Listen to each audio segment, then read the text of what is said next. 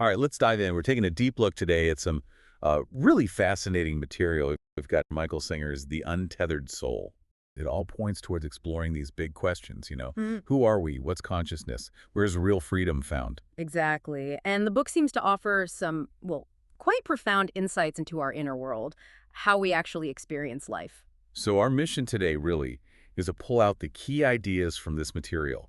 We want to help you get a handle on Singer's main concepts, maybe see how they connect to your own life, your own challenges. And it's clearly struck a chord with a lot of people. The sources mention Deepak Chopra, business leaders, spiritual teachers, even scientists acknowledging its impact. Yeah, it definitely taps into something fundamental. Okay, so where do we start?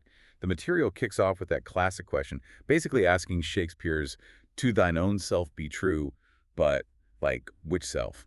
Right. Which self are we actually talking about? Singer sort of suggests that standard psychology, Freud's id, ego, all that, doesn't quite get to the heart of our true identity. It describes structures, maybe, but not the experiencer. And that leads straight into this idea of the voice in your head, the one that just talks all the Mhm. time. Singer calls the roommate. Ha, yeah, the roommate. It's a great analogy, isn't it? Because it's always there, chattering away, arguing with itself sometimes, changing its mind, trying to figure things out, narrating everything. Everything. And the real kicker isn't just that the voice exists, but realizing it never stops and trying to argue with it. Totally futile. Yeah, the book says you can't win because it's just the voice arguing, well, with itself. You just get tangled up in it. So the crucial step, the foundation, according to this material, is realizing you are not that voice. You're the one listening to it. Precisely. That separation, just noticing the voice as something you hear, that's presented as the absolute starting point for, well, for any real inner growth or freedom. Okay, so you're the listener, not the voice. hmm What does that actually mean for all that chatter? Well, Singer's perspective is that a lot of it is just noise, basically meaningless internal weather. Its main effect isn't on the world outside, but on you. Making you feel better or worse? Exactly. Making you feel good, bad, anxious, whatever. The sources argue that it's often the mind's commotion about life, not life itself, that causes most of our problems. That internal story we spin about everything. That's it. The mind as the narrator. Let's dig into that narration bit. Singer gives that example like, you see a tree you've seen a million times, but the mind still jumps in to label it, comment on it. Uh-huh. It places it in your mental map. And the fascinating thing is why it does this. The sources suggest it's not random chatter. It's actually trying to make you feel more comfortable. More in control, like that backseat driving analogy they use. Exactly like backseat driving. It integrates what's happening outside with all your internal stuff, thoughts, values, memories, creating this personal presentation of reality, your own customized version. Ah, okay. And it does this because, well, you can control your thoughts, sort of, but you can't really control the outside world, so the mind acts like a buffer. A buffer, yeah, a Yeah. defense mechanism. It creates a sense of security, even if it's just mental. But the downside, if we connect this to the bigger picture, is huge, right? Yeah. If you're always buffering life through the mind. You miss living it directly. You're so busy managing your mental model, trying to hold yourself together by holding the world together in your head, that you're not actually present for the experience itself. Wow. Okay, so beyond the mind, the material shifts focus to the heart. Not just the pump, but as an energy center, a Yeah. chakra. Yes, a powerful energy instrument, as the Yeah. singer describes it. And the state of this center, open or closed, flowing or blocked, is said to basically run our emotional lives. Love, anger, joy, that feeling of emptiness. It all happens there. Yeah, again, like with the mind, there's that distinction. hmm You experience the feelings in the heart, but you aren't the heart itself. You're the awareness experiencing it. Yeah. Right. Another level of observation. So the key question then becomes, how does this heart center get blocked? Why doesn't energy just flow freely? The sources say it gets blocked by old stuff, unfinished energy patterns from the past that get stored there. Pretty much. Experiences come in as energy. If something happens that causes a disturbance, something painful, upsetting, maybe even something intensely joyful, you cling to and you resist it, push it away or grab onto it. It doesn't pass through. It gets stuck. The driving example illustrates this perfectly. Most cars pass by, no big deal. But then one car triggers some, maybe it looks like an ex's car, and you see people hugging inside suddenly. That one doesn't just pass. Because it hits a personal nerve. An issue. Exactly. It Yeah. gets snagged on your internal stuff. And these blocked energies, these stored impressions, Hmm. Singer using the Sanskrit term samskaras, they don't just disappear. They get pushed down, stored away somewhere. Deep storage, yeah. They build up like layers of plaque, encrusting the heart and restricting the natural flow of energy. The material makes this really potent point. Everything that didn't fully process and pass through you right back to when you were tiny is still in there. That's a lot to take in. All that unprocessed history just sitting there. It is. And these samskaras, these stored impressions, aren't just dormant. They can get reactivated. Oh. Years later, maybe. Something in the present moment, a sight, a sound, a situation, mirrors the original event just enough. Oh. And boom, it triggers the old stuff, like seeing a similar car or hearing a certain tone of voice. Exactly. And when that samskara gets stimulated, the source says it opens like a flower, releasing that pent-up energy. It brings back the exact feelings, thoughts, even physical sensations from the original event. So that wave of jealousy or insecurity from the car thing just washes over you again years later. Precisely. The unfinished energy pattern gets reactivated and plays out again. You mentioned it's not just negative things. Positive ones can get stuck too. Yeah, that's crucial. If you have a really amazing experience and you desperately try to hold on to it, cling to it, refuse to let it pass, that also creates a blockage. A positive samskara. So pushing away or holding on, both stop the flow. Both prevent energy from just passing through naturally, both waste your inner resources and clog up that heart center. Okay, so this paints a picture of us carrying around all this baggage, this blocked energy, and being constantly narrated by this inner roommate. How do we actually, deal with it? What's the way out? The solution proposed is actually, well, simple in concept, though maybe not easy in practice. It's about realizing who you truly are. The witness. The witness. The conscious awareness, the part of you that can see the inner disturbance, the thoughts bubbling up, the emotions surging, the old energy patterns activating. The very fact you can observe it means you aren't it. Ah, that separation again. Seeing it means you're not it. Exactly. And taking that seat of consciousness, as Singer calls it, deliberately positioning yourself as the observer, that's the internal solution. It's different from the usual approach of trying to change the outside world to feel better inside. Right, the worldly way, as the source calls it. Trying to fix the situation instead of shifting your inner stance. Singer suggests the real power lies inside and shifting your viewpoint to that of pure awareness. He gives that mental exercise. Oh yeah, imagining the roommate voice as an actual person outside you. Yes, and when you do that, when you really listen to what that person is saying, how anxious, contradictory, unreliable, often just plain irrational it is. You'd never take advice from them. You'd probably back away slowly. Right. And yet the sources point out we let that internal voice run our lives, dictate our feelings, make our decisions. It really shows the predicament. So the practice then is letting go. Letting go. But it doesn't mean fighting the energy or trying to suppress it. It's Yes. more like disengaging, falling behind it. Falling behind it. Yeah, like when you drop a hammer on your toe. Bam! All your awareness rushes to the pain. Letting go is like consciously choosing not to let your awareness get sucked into the drama of the thought or emotion. You notice it trying to pull you in, but you relax and stay centered as the witness. Okay, so your awareness, the witness part, is actually stronger than the energy pull. Singer says yes, fundamentally. But it takes willpower, especially at first. You have to consciously choose to remain the observer rather than becoming identified with the object of observation, the thought, the feeling.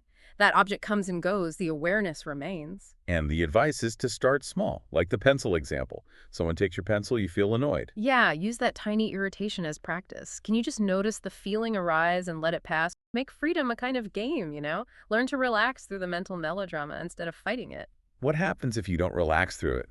If you get hooked? The sources talk about a fall, right? Yes, a fall. When that disturbed energy takes over, pulls your awareness down into it, your whole perception gets skewed. Everything looks negative, threatening. And acting from that place. Yeah. Yelling, making rash decisions. That's described as a big step down.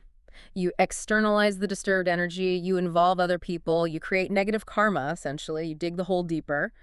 And the source asks, how far down can you go from just one blockage? Potentially quite far. Yikes. So if you do fall, what's the advice? Just wallow in it. No, just the opposite. Get up immediately. Let go right then. Don't start analyzing why you fell or blaming or justifying. Just release it and allow your awareness to return to that centered place. And feelings like shame or guilt afterward. Are just the residue, the remnants of that energy being purified as you let it go. See them as signs of cleansing, not reasons to beat yourself up. This ties into that idea of inner thorns, doesn't it? The stored pains we carry. Absolutely. We end up structuring our lives to avoid triggering those thorns. We limit ourselves, stay in safe zones, avoid situations or people that might poke those sore spots. Which leads to that other analogy, the house we build. The psychological house, yeah. The house of thoughts. Our self-concept, our identity, built out of ideas and memories in the middle of reality's open field. We build these walls to hide from what feels dark or scary inside. Decorate it with memories, dreams, make it cozy inside our heads. But the problem is it's built on, well, on thoughts, on empty space, essentially. Yes. So when reality bumps up against the walls, when life challenges our carefully constructed self-image. We defend it, patch the walls, fight back, because letting the walls crumble feels terrifying. Exactly. There's no real peace in constantly defending a structure made of thought. It's exhausting. And the cage analogy, we're caged by fear of discomfort. Pretty much. Hitting Sure. the bars of the cage is feeling that insecurity, that jealousy, that fear flare up when you approach one of your psychological boundaries. But the key insight is, it doesn't actually hurt to go past the bars. That's the liberating idea. The fear feels real, the discomfort feels intense, but passing through it doesn't destroy you. Spirituality, in this view, is committing to keep walking even when that fear screams at you to stop.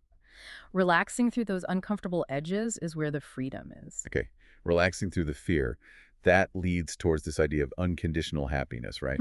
Which the sources call the highest path. Yes. It sounds almost too simple, but it boils down to a core choice. Do you want to be happy or not? And unconditional is the key, choosing happiness no matter what. Regardless of external events. Partner leaves, car breaks down, job loss. The argument is, your choice to be happy is still available. We just load it up with conditions. I'll be happy if, or I can't be happy unless. So we make it seem like happiness depends on things outside us, but fundamentally the choice is internal. That's the perspective here. And what's really interesting is that committing to unconditional happiness acts like a spiritual practice in itself. How so? Because as soon as you make that commitment, everything inside you that resists happiness, every fear, every stored hurt, every limiting belief gets brought to the surface. It shows you exactly what needs to be let go of. Ah, so it becomes its own teacher. It reveals the blockages. Exactly. And the sources claim this one commitment helps with everything navigating daily drama and purifying the heart and mind, allowing deeper spiritual energy or Shakti to awaken. Wow. Okay, shifting slightly. The material also brings in death. Not in a gloomy way, but as a teacher. A great teacher, yeah. The question it forces is, why wait until everything is being stripped away to learn how to live fully? That exercise is powerful. Imagine you have just 1 week left. How would you live? How would you treat people? Would tiny grudges matter? How much love would you let flow? It cuts through a lot of the nonsense, doesn't it? It really does. And the challenge back to us, the listener, is if you can see that clarity, why not live from that place now? Because, well, every moment is bringing us closer. And the perspective offered is that trying to constantly get things from life, special experiences, validation, security, actually makes us miss the experience of life itself. Life is something to be experienced, not acquired. Exactly. And it's precious because it's finite. Death gives life meaning by creating that edge, that scarcity, urging us to appreciate the moments we have. So don't fear death. Learn from it. Live fully now. If you're already full, death takes nothing. Because you've already lived with depth, release the inner burdens, there's nothing left to lose, in a sense. Moving towards wrapping up the core ideas. There's the concept of the Tao, the way, balance. Yes, finding that middle path, the simple balance between extremes, yin and yang. The examples are straightforward, eating too much or too little, being too clingy or too distant. Extremes are stressful, unsustainable. They waste energy. The Tao is that center point where there's no push or pull in either direction. It's not static, it's dynamic equilibrium. And living from that center point brings efficiency, less struggle. Incredible efficiency, yeah. Think of the energy wasted swinging from one extreme to another, like the smoker example, constantly either smoking or desperately trying not to. Compare that to someone balanced where it's not even an issue.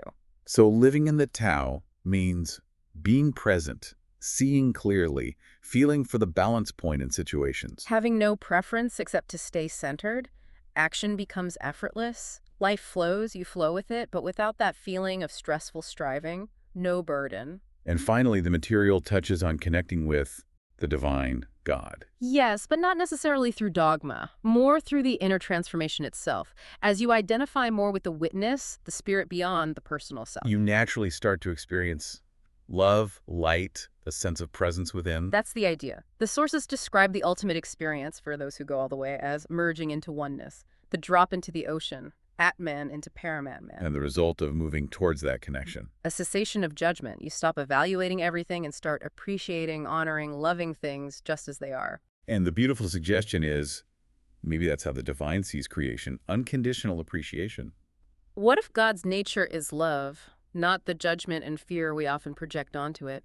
The sources suggest the loving eyes of God look through you when you feel pure, unconditional love. Like nature itself, the sun shines on everyone, the tree gives fruit to all. Exactly. The divine force keeps giving. It's our own inner blocks that make us feel separate or unworthy. Connecting to that source is an experience of ecstasy, bliss. A natural state, yeah. Yeah. An unconditional refuge inside, unaffected by the world's ups and downs. So that's quite a journey we've sketched out from these excerpts. From seeing the inner roommate and the cage of fear, To understanding blocked energy, practicing letting go as the witness, choosing unconditional happiness. learning from death, finding balance in the Tao, and touching that potential for connecting with the divine within. And the common thread, really, the core shift seems to be realizing you are that conscious awareness, separate from all the internal drama. Yeah, recognizing that freedom isn't about fixing the outside or even fixing the inside, but changing your relationship to what arises inside, witnessing it, letting it pass through. Okay, so here's a final thought, something for you to maybe carry away and explore. Given everything we've talked about, that freedom comes from letting go of avoiding discomfort. And death reminds us to live fully now what's just one small inner thorn, one recurring uncomfortable feeling or thought pattern that maybe, just maybe, you'd be willing to stop pushing away today. What if you just let it be there and practice letting it pass through? Thanks for joining me on this deep dive. Until next time, keep exploring and keep those minds open.